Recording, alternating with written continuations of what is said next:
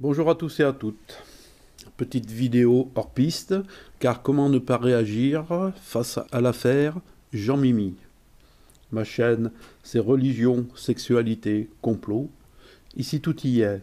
La religion sous sa forme satanique, comme le montre la photo de mariage de Manu et Jean-Mimi, un gâteau de mariage avec les cornes de Baphomet. Bon, vous en avez sans doute entendu parler, mais ici je vais quand même tenter de faire un résumé de la situation. De mon point de vue donc, d'abord les faits, après les hypothèses, enfin, je vous dirai mon sentiment sur cette affaire. D'abord les faits. Une lettre d'information confidentielle, faits et documents, fondée par Emmanuel Ratier et qui paraît depuis 1996, a publié un dossier de 60 pages consacré à Madame la Présidente, comme on l'appelle au château.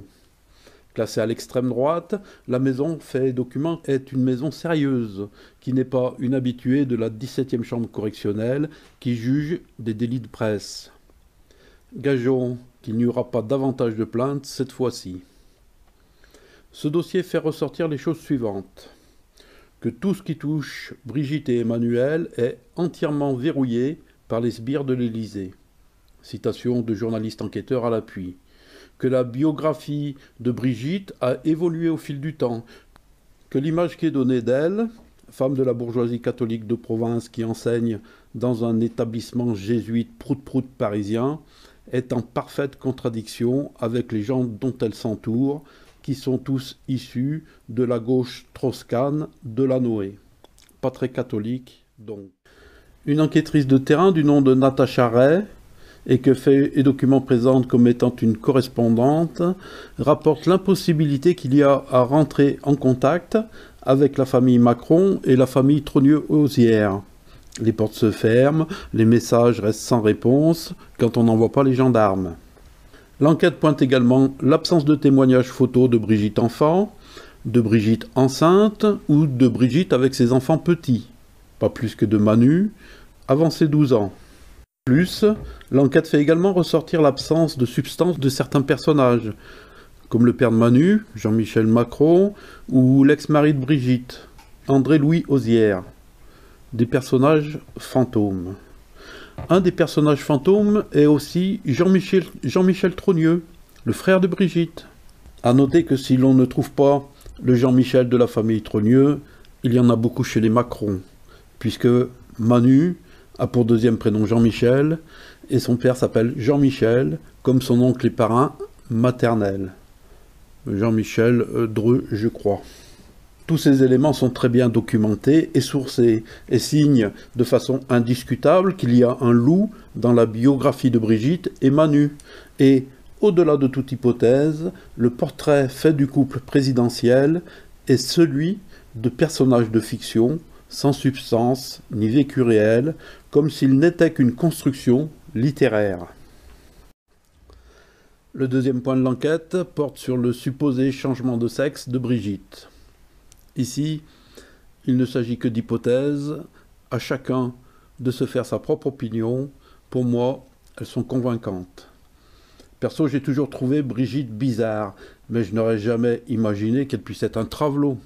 Mais maintenant que je la vois comme un homme, elle fait plus naturelle. Ces hypothèses reposent essentiellement sur des considérations morphologiques développées par Natacha Ray.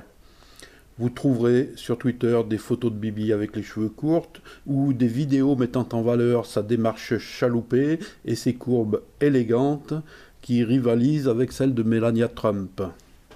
Le dernier élément de l'enquête est celle de l'identité de Brigitte Macron avec son frère Jean-Michel.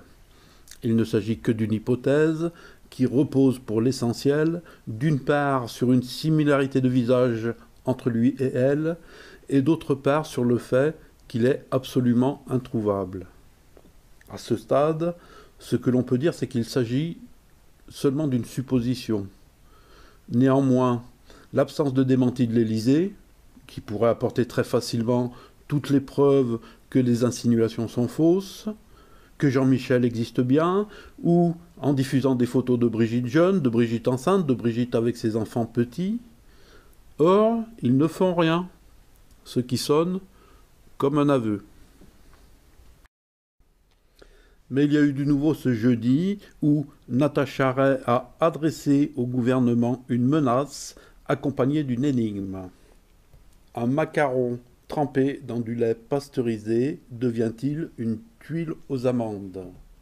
D'où c'est? Macaron égale Macron, évidemment. Notons la proximité des deux mots. Une seule lettre enlevée de macaron et on obtient Macron. La particularité du macaron, c'est qu'il est une invention de la famille Trogneux. Tuile aux amandes renvoie à François Hollande. C'était son surnom lorsqu'il était maire de Tulle. Et le lait pourrait bien être une allusion sexuelle au sperme proprement dit.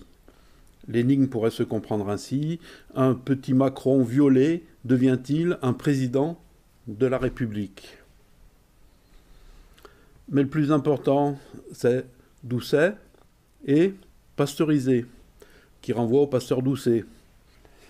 Le pasteur Doucet est un gars qui est devenu pasteur après avoir été engagé volontaire dans une base de l'OTAN.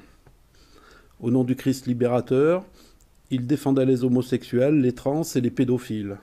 Il a été assassiné en 1990 sans que son meurtre ne soit jamais élucidé.